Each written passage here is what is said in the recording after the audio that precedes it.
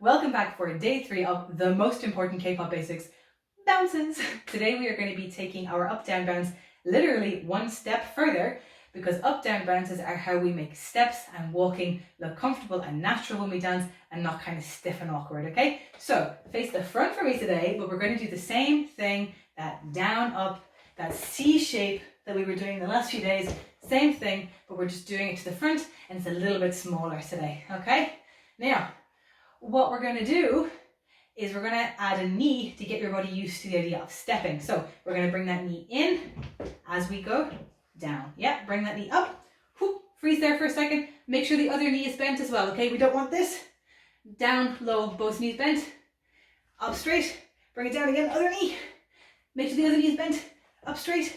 Other knee and other knee and other knee and other knee and other knee and other knee and. Get a bit more relaxed. Let the hands come down. Let the body feel a bit more floppy and natural. Okay, let's try a step together, step together, step together. Make sure the shoulders and the hips are still making their C shapes. Together, step together, one, together, last one, together. Well done. So that is how you add your up, down bounces to your steps and moving around. I'll see you again tomorrow for another one. Bye.